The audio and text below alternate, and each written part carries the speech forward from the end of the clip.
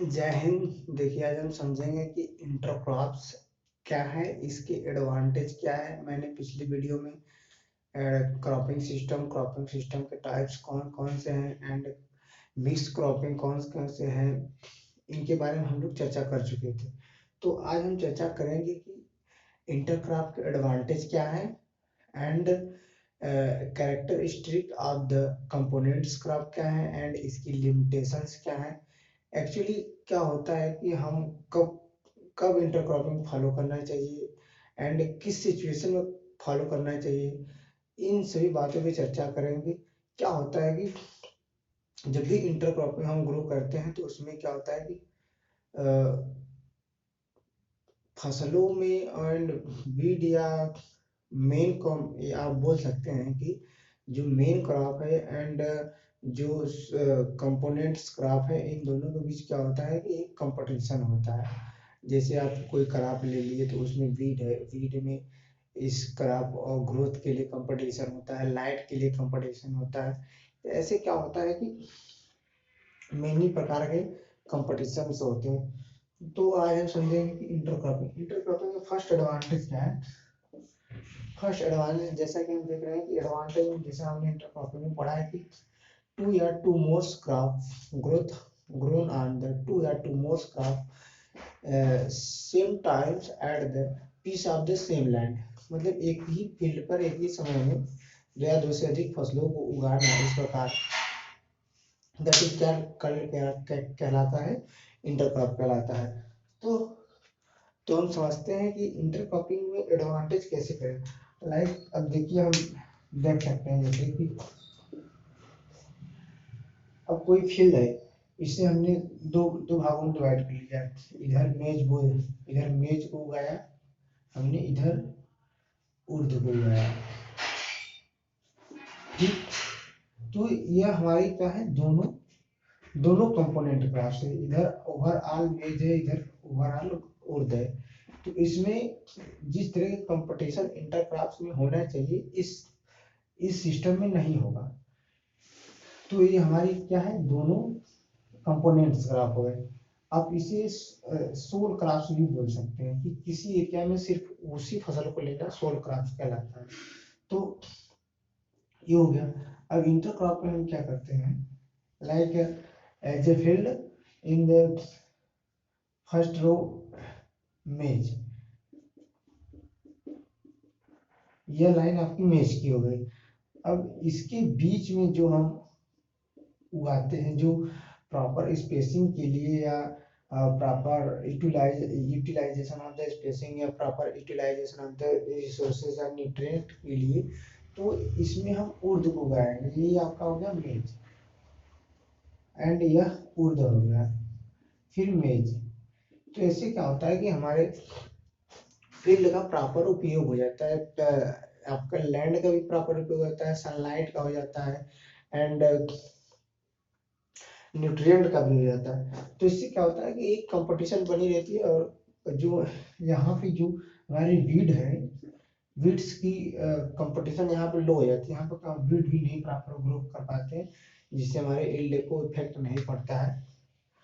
तो हमारा एक पहला इम्पोर्टेंस देखेंगे तो आप क्या हो जाएगा, रिसोर्सेस यूटिलाइजेशन, रिसोर्सेज यूटिलाइजेशन, ठीक।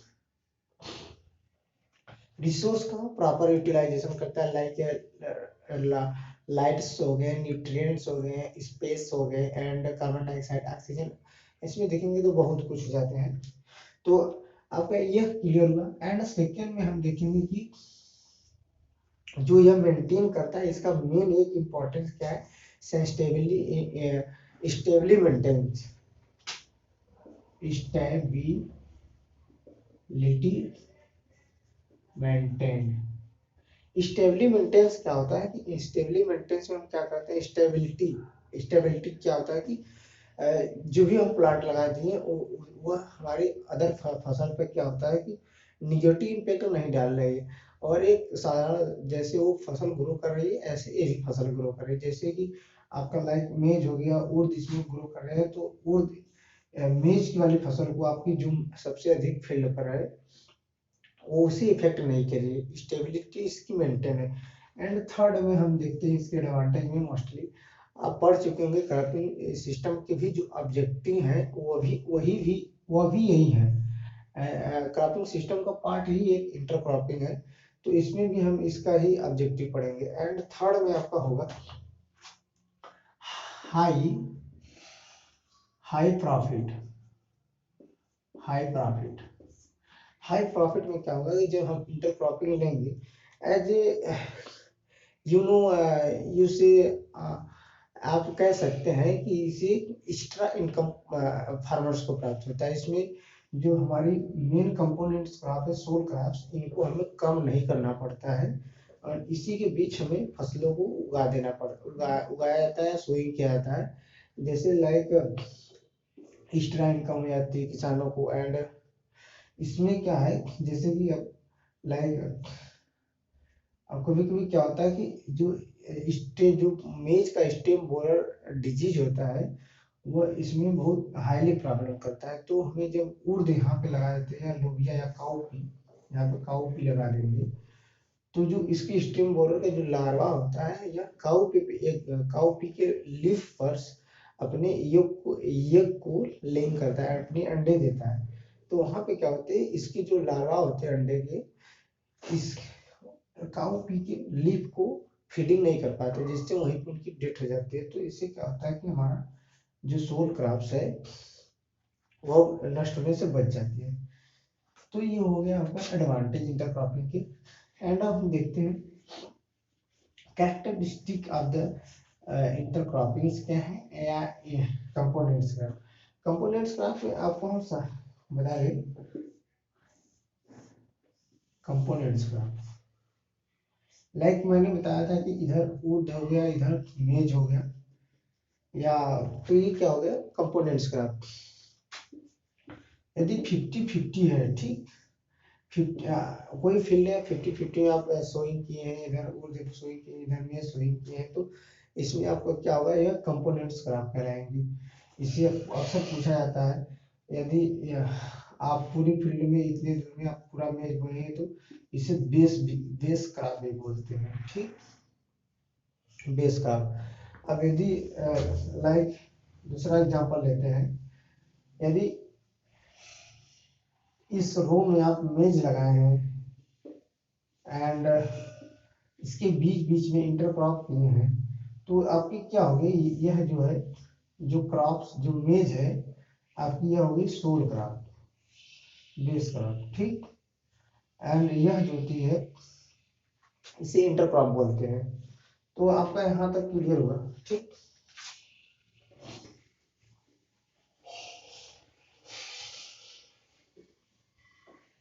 एंड एक समस्या क्या होता है कि जो कैरेक्टर्स होना चाहिए जिससे कि हम कोई भी इंटरक्रॉप्स में जो भी फसल ले रहे हैं उसके मेन एक कैरेक्टर्स होना चाहिए। लाइक हाईली ग्रोथ होनी चाहिए, हाईली ग्रोथ। हाईली ग्रोथ क्या होता है, जो हमारी मेन क्रॉप्स हैं लाइक जैसे मैंने बताया था जो हमारी मेज है वो हाईली ग्रोथ होनी चाहिए। एंड जो इंटरक्रॉपिंग है वह निम्न ग्रोथ या लो ग्रोथ होनी चाहिए, उसकी ग्रोथ कम होनी चाहिए। जिससे कि वो ग्रोथ हाई करेगी तो उस उसे लाइट लाइट की आवश्यकता ज़्यादा होगी एंड जो इंटरक्रॉपिंग होगी उसे कम आवश्यकता होगी। यदि दोनों ग्रोथ वाली फसलें लेंगे तो हमारे वहाँ पे यील्ड ऑटोमेटिक कम हो जाएगा। एंड लाइक दूसरा होता है nutrient nutrient management. Nutrient management क्या होता है कि जब भी इंटरक्रॉप हम किसी फसल के साथ सोइंग कर रहे हैं तो उसमें यह ध्यान देना आवश्यकता होता है कि जो भी इंटरक्रॉपिंग हम फसल लेंगे उसकी रिक्वायरमेंट जो हमारी सोल क्रॉप है उसकी अपेक्षा कम होनी चाहिए। अब जैसे मेज की रिक्वायरमेंट ज़्यादा है तो आप लोबिया लगाएंगे तो उसकी रिक्वायरमेंट ज़्यादा कम होनी चाहिए। नहीं तो हम नाइट्रोजन उस समय नाइट्रोजन डोज दे देंगे तो लोबिया में क्या होता है nitrogen establishment in the soil करने की पावर पाई जाती है, क्षमता पाई जाती है। तो उससे क्या होता है कि नाइट्रोजन की मात्रा अधिक होने से vegetative part of the growth high हो जाते हैं। तो आप हमें ये भी ध्यान देना पड़ेगा। एंड सेकंड ये और ध्यान देना पड़ेगा कि उसकी रूट लेंथ क्या है, या लाइट्स आप देख सकते हैं लाइट्स, ये लाइट्स के लिए ज़्यादा वो नहीं है कि मतलब जैसे ज़्यादा लाइट की आवश्यकता नहीं होनी चाहिए, प्रॉपर ह्यूमिडिटी में ही अपनी ग्रोथ कर ले, ये भी होनी चाहिए। एक फसल को ज़्यादा लाइट की, दूसरी फसल को कम, ज़्यादा इसको कम, हमेशा अपोजिट में ही लेके चलेंगे। एंड थर्ड में हम देखेंगे कि रूट रूट ग्रोथ के भी हम देखते हैं। ठीक, रूट ग्रोथ यदि लाइक ये फसल इतनी दूर से न्यूट्रिएंट को एब्जॉर्ब कर रही है, तो जब हम इंटरक्रॉप्स बोएंगे तो यहाँ पे थोड़ी ही दूर में फसलों को न्यूट्रिएंट भी एब्जॉर्ब कर लेगी। ऐसे क्या होगा कि हमारी सॉइल से जितने भी न्यूट्रिएंट्स के अमाउंट्स हैं वह प्रॉपर मात्रा में यूटिलाइजेशन होते रहेंगे। एंड थर्ड में हम बात करेंगे कि एडिशन। ठीक, एडिशंस क्या होते हैं? एडिशंस में हम देखते हैं कि जब भी फसलों को बोते हैं उसमें एक कंपटीशन होनी चाहिए, दोनों के प्रति प्रतिस्पर्धा होनी चाहिए, ताकि जो हमारी यह फील्ड है हमारा, इसके बीच में जो बीड्स है, इस बीड्स को कम से कम मतलब कम से कम ग्रो किया जाना है, कम से कम यह ग्रो कर पाए और इसे दबा देना चाहिए बीड्स को, जाके हमारी फसल को जो कि नुकसान न पहुंचाए, इल्ड होने से, इफेक्टेड होने से, या इल्ड को लॉस होने से बचा सके। ठीक है, इसका यह नियम है। एंड सेकेंड हम देखते हैं कैनोपी। कैनोपी तो आप सारे लोग शायद जानते होंगे। कैनोपी में क्या होता है कि कार्बन डाइऑक्साइड की या फोटोसिंथेसिस रेट हाई होता है, या रिस्पिरेशन रेट हाई होता है, इसे कम, इससे ज्यादा है तो इसे कम की आवश्यकता होनी चाहिए। ठीक, तो हम ये समझे हैं। एंड अब देखते हैं adjustment of the component crop. Component crop को एडजस्टमेंट कैसे करते हैं? जैसे लाइक कंपोनेंट क्रॉप ले लिया, इसकी दो प्रमुख विधियां हैं जो कि फॉलो किया जाता है। फर्स्ट क्या है? Additive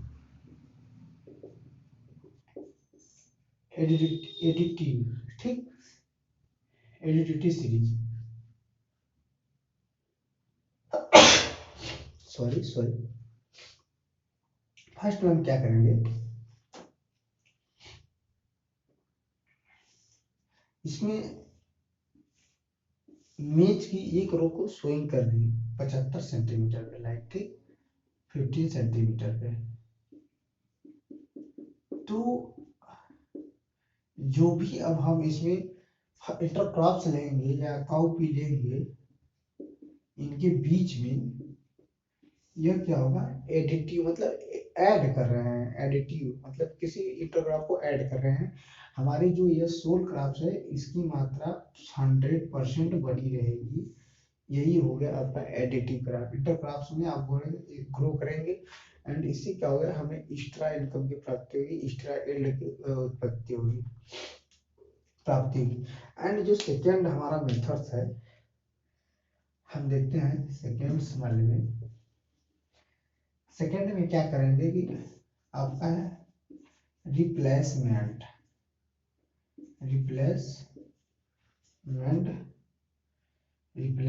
series.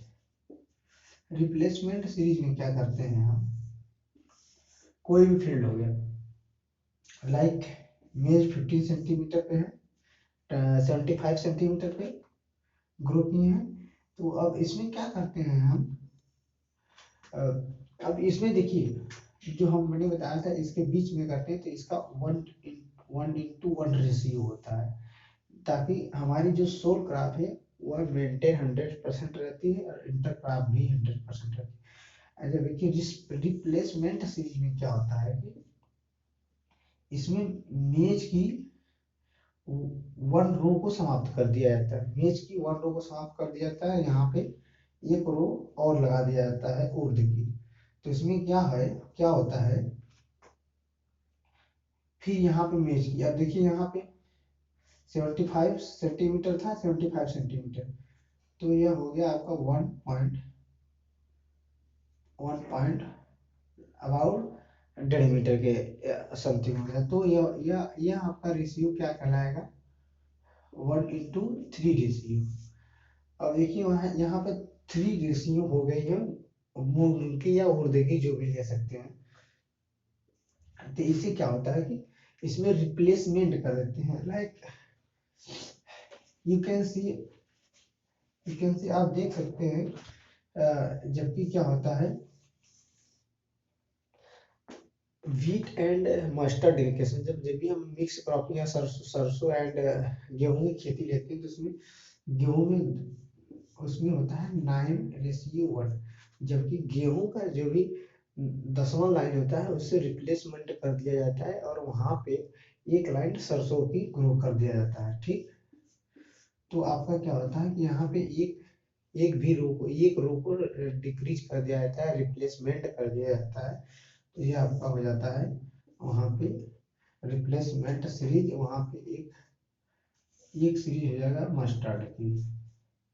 तो आपका यह क्लियर हुआ। तो अब चलते हैं नेक्स्ट आगे की तरफ।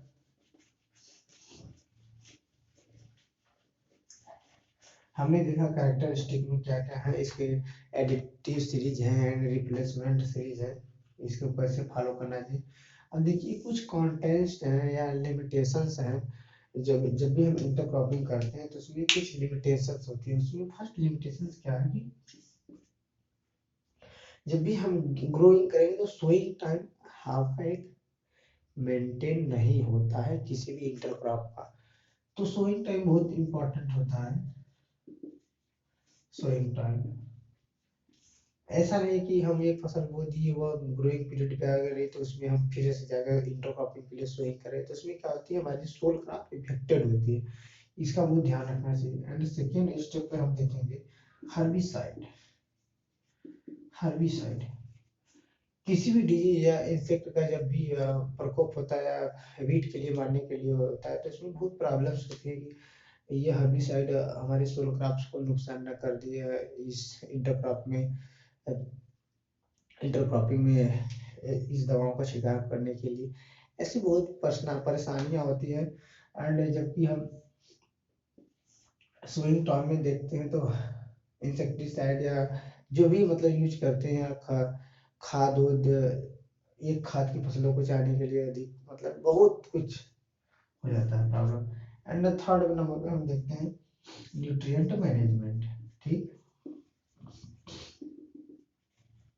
न्यूट्रिएंट मैनेजमेंट में क्या होता है कि जब भी आप देखेंगे तो एक फसल की अब इसे अधिक आवश्यकता है नाइट्रोजन की, उसे कम है, तो वहाँ पे एक प्रॉब्लम हो जाती है, इससे बहुत दिक्कत होता है दोनों फसलों को मेंटेन बनाने के लिए। इस ये इंटरक्रॉपिंग की यह सब लिमिटेशन से इसे बहुत बचना होता है। एंड थर्ड नंबर पे हम देखते हैं कि डिजीज, ठीक। डिजीज डिजीज में क्या होता है, जब भी किसी फसल में या हमारे सोल क्रॉप्स में क्या है, सोल क्रॉप्स में कोई भी डिजीज आ गई तो थोड़ी जगह में हमें पूरे फील्ड में मारना पड़ता है। इससे क्या होता है दिक्कत होता है, या तो इंटरक्रॉप में वन लग गया, डिजीज आ गई, इन दोनों रो के बीच में होकर दवाओं का छिड़काव करना बहुत कठिनाइयां होती है दवाओं को छिड़काव करने में, इसलिए बहुत प्रॉब्लम होता है डिजीज। एंड थर्ड नंबर पे हम देखते हैं मैकेनाइजेशन। मैके मैकेनाइजेशन जब भी निराई गुड़ाई कटाई करने में या हमें मतलब निराई गुड़ाई जो भी कल्टीवेशन या यंत्र चलाने की आवश्यकता होती है, हम इंटरक्रॉपिंग में उतनी अच्छी तरह से कर नहीं पाते हैं, इसलिए बहुत कठिनाइयाँ होती है, प्रॉब्लम्स होती हैं इंटरक्रॉपिंग करने में या मैकेनाइजेशन करने में, मैकेनाइज एग्रीकल्चर या मैकेनाइज खेती करने में इंटरक्रॉपिंग में दिक्कत होती है। एंड फोर्थ नंबर पे हम देखते हैं लेबर। लेबर में क्या होता है कि इसमें आप स्किल्ड लेबर की आवश्यकता पड़ती है। स्किल्ड लेबर जानकारी पूर्णतः होनी चाहिए इंटरक्रॉपिंग में, यदि आप कर रहे हैं तो। नहीं तो ये होगा कि इंटरक्रॉप को उखाड़ने के चक्कर में आप सोल क्रॉप्स को उखाड़ देंगे। ऐसा नहीं होना चाहिए। एंड लास्ट टाइम पे हम देखते हैं harvesting. Harvesting time harvesting time जब भी इंटरक्रॉपिंग का होना चाहिए वह 30 से 35 दिन के रेंज में होना चाहिए। या तो इंटरक्रॉपिंग की 30 से 35 दिन पहले हार्वेस्टिंग हो जानी चाहिए सोल क्रॉप की अपेक्षा। नहीं तो क्या होता है, यहाँ पे प्रॉब्लम हो जाती है। ठीक, तो ये हो गया आपका। आज हमने समझा इंटरक्रॉप में एडवांटेज क्या है, कैरेक्टरिस्टिक्स क्या है, कांस्टेंट एंड इसकी लिमिटेशंस क्या है, ये हम लोगों ने चर्चा किया। ठीक, आज के लिए इतना ही। मिलेंगे नेक्स्ट क्लास में, तब तक के लिए जय हिंद, धन्यवाद।